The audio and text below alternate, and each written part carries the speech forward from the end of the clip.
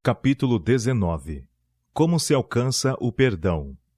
Pedro se achegou a Cristo com a pergunta: Até quantas vezes pecará meu irmão contra mim e eu lhe perdoarei? Até 7?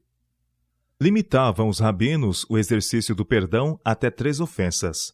Pedro, que como cuidava seguir os ensinos de Cristo, ampliou até 7, o número que indica a perfeição. Cristo, porém, ensinou que nunca nos devemos fatigar de perdoar. Não até 7, disse ele, mas até 70 vezes 7. Mostrou então o verdadeiro motivo pelo qual o perdão deve ser concedido e o perigo de acariciar espírito irreconciliável. Numa parábola, contou o procedimento de um rei para com os oficiais que administravam os negócios de seu domínio. Alguns desses oficiais recebiam grandes somas de dinheiro pertencentes ao Estado. E quando o rei investigava a administração desse depósito, foi-lhe apresentado um homem cuja conta mostrava uma dívida para com seu senhor da imensa soma de 10.000 talentos. Nada tinha ele com que pagar, e segundo o costume, o rei ordenou que fosse vendido com tudo quanto tinha, para que se fizesse o pagamento. Terrificado, porém, o homem prostrou-se aos seus pés e suplicou-lhe, dizendo: Senhor, seja generoso para comigo, e tudo te pagarei. Então o senhor daquele servo, movido de íntima compaixão, soltou-o e perdoou-lhe a dívida. Saindo, porém, aquele servo encontrou um dos seus conservos, que lhe devia 100 dinheiros, e lançando mão dele, sufocava-o, dizendo: Paga-me o que me deves. Então o seu companheiro, prostrando-se aos seus pés, rogava-lhe, dizendo: Seja generoso para comigo, e tudo te pagarei. Ele, porém, não quis, antes foi encerrá-lo numa prisão, até que pagasse a dívida. Vendo, pois, os seus conservos o que acontecia, contristaram-se muito, e foram declarar ao seu senhor tudo o que se passara. Então o seu senhor, chamando-o à sua presença, disse-lhe: Servo malvado, perdoei-te toda aquela dívida, porque me suplicaste. Não devias tu igualmente ter compaixão do teu companheiro, como eu também tive misericórdia de ti? E, indignado, o seu senhor o entregou aos atormentadores, até que pagasse tudo o que devia. Esta parábola apresenta pormenores necessários ao remate do quadro, mas não tem homólogos em sua significação espiritual. A atenção não deve ser divergida para eles. São ilustradas certas verdades importantes, e estas devemos entender. O perdão concedido por este rei representa o perdão divino de todo o pecado. Cristo é representado pelo rei que, movido de compaixão, perdoou a dívida de seu servo. O homem estava sob a condenação da lei quebrantada. Não podia salvar-se por si mesmo, e por este motivo veio Cristo a este mundo, velando sua divindade com a humanidade, e deu sua vida, o justo pelo injusto. Entregou-se por nossos pecados, e oferece livremente a toda alma o perdão comprado com seu sangue. No Senhor há misericórdia, e nele há abundante redenção. Salmo 130, verso 7. Eis a razão por que devemos ter compaixão de pecadores como nós também. Se Deus assim nos amou, também nos devemos amar uns aos outros. 1 João capítulo 4, verso 11. De graça recebestes, diz Cristo, de graça dai. Mateus capítulo 10, verso 8. Na parábola, quando o devedor solicitou um prazo com a promessa: Seja generoso para comigo, e tudo te pagarei, a sentença foi revogada. Foi cancelada toda a dívida, e logo lhe foi concedida a oportunidade de seguir o exemplo do mestre que lhe tinha perdoado. Saindo, encontrou um conservo que lhe devia uma pequena soma. A ele lhe haviam sido perdoados 10.000 talentos. O conservo devia-lhe 100 dinheiros. Todavia, ele que havia sido tratado tão misericordiosamente, procedeu com o conservo de maneira diametralmente oposta. O devedor fez-lhe um apelo semelhante ao que fizera ao rei, porém com resultado diferente. Ele que fora perdoado recentemente não foi magnânimo, nem piedoso.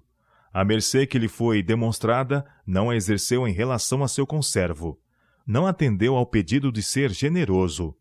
A diminuta soma a ele devida era tudo em que empensava o servo ingrato. Exigiu tudo o que cuidava lhe ser devido e levou a efeito uma sentença idêntica à que lhe fora revogada tão graciosamente. Quantos hoje em dia não manifestam o mesmo espírito?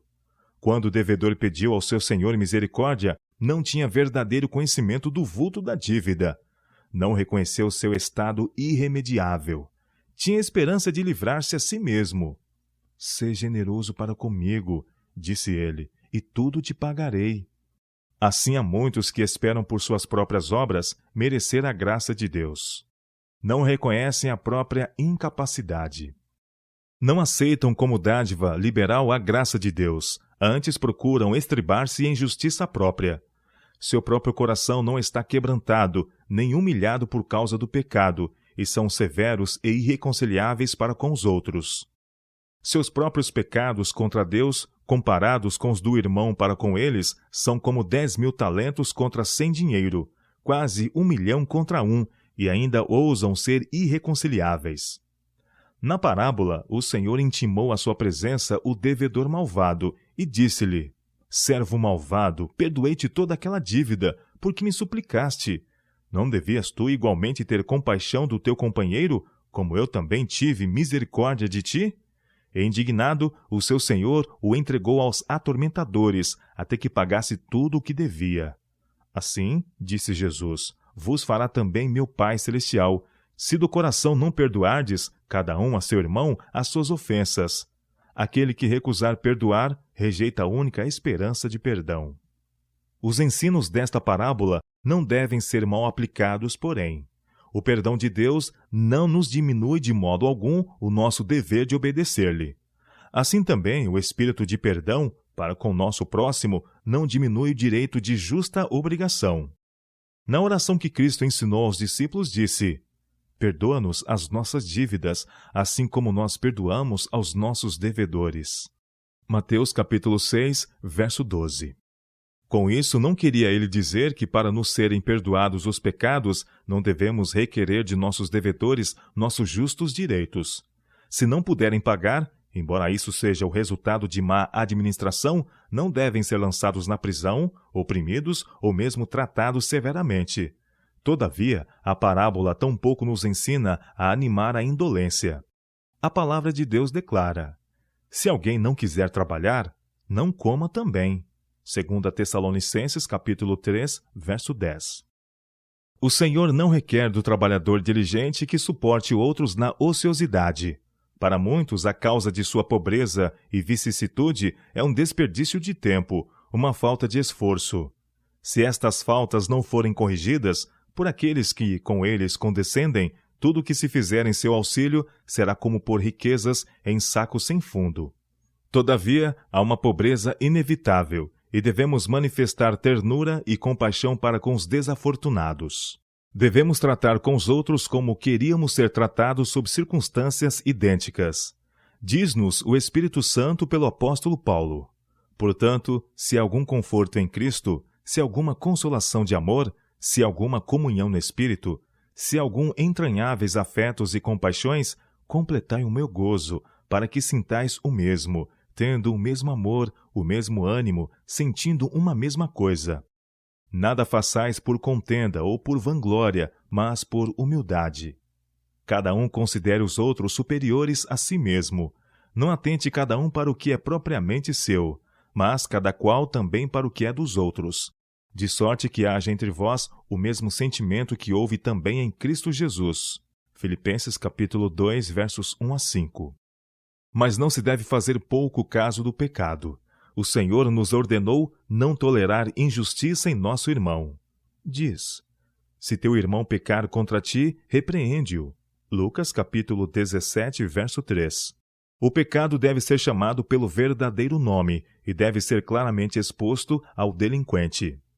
Na admoestação a Timóteo, Paulo diz, por inspiração do Espírito Santo: "Instes a tempo e fora de tempo, redarguas, repreendas, exortes com toda longanimidade e doutrina." 2 Timóteo capítulo 4, verso 2. E a Tito escreve: "Há muitos desordenados, faladores vãos e enganadores.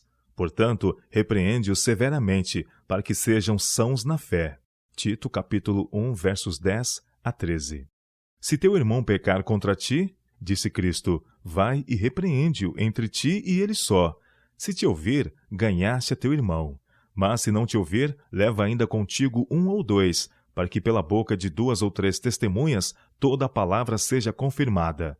E se não as escutar, dize-o à igreja. E se também não escutar a igreja, considera-o como um gentil e publicano. Mateus capítulo 18, versos 15 a 17. Nosso Senhor ensina que dificuldades entre cristãos devem ser resolvidas dentro da igreja. Não devem ser declaradas aos que não temem a Deus. Se um cristão for ofendido por seu irmão, não deve ir a um tribunal apelar a incrédulos. Siga a instrução dada por Cristo. Em vez de procurar vindicar-se, procure salvar o irmão. Deus protegerá os interesses dos que o temem e amam, e podemos entregar com toda a confiança nosso caso àquele que julga justamente. Muitíssimas vezes, quando se perpetram injustiças repetidamente, e o delinquente confessa sua culpa, o ofendido se cansa e pensa que deveras perdoou bastante. Mas o Salvador disse claramente como devemos tratar os relapsos. Se teu irmão pecar contra ti, repreende-o, e se ele se arrepender, perdoa-lhe. Lucas capítulo 17, verso 3. Não consideres indignos de confiança. Olha por ti mesmo para que não sejas também tentado. Gálatas capítulo 6, verso 1. Se seus irmãos erram, você deve perdoar-lhes. Quando procuram com confissão, você não deve dizer: não creio que são bastante humildes. Não creio que sintam a confissão. Que direito tem você de julgá-los como se pudesse ler o coração? A palavra de Deus diz: se ele se arrepender, perdoa-lhe. E se pecar contra ti 7 vezes no dia, e 7 vezes no dia vier ter contigo, dizendo: arrependo-me, perdoa-lhe. São Lucas capítulo 17, versos 3 e 4. E não somente 7 vezes, porém 70 vezes 7, tantas vezes quantas Deus lhe perdoa a você. Nós mesmos devemos tudo à livre graça de Deus. A graça do conserto é que prescreveu nossa adoção. A graça do Salvador efetua nossa redenção, regeneração e exaltação a co-herdeiros de Cristo. Que esta graça seja revelada a outros. Não dê ao transviado ocasião para desânimo. Não permita intervir uma severidade farisaica para ferir seu irmão. Não surja amargo escárnio no espírito ou no coração. Não manifeste sinal de desprezo na voz. Se falar uma palavra de você mesmo, se tomar atitude de indiferença ou denotar suspeita ou desconfiança, poderá causar a ruína de uma alma. Carece ela de um irmão com um coração simpatizante do irmão mais velho para que lhe toque o coração humano. Sinta ele o aperto de uma mão simpatizante e ouça o sussurro. Oremos. Deus dará rica experiência a você ambos. A oração une-nos um ao outro e a Deus. A oração traz Jesus ao nosso lado e dá à alma fatigada e perplexa novas forças para vencer o mundo, a carne e o diabo. A oração desvia os ataques de Satanás.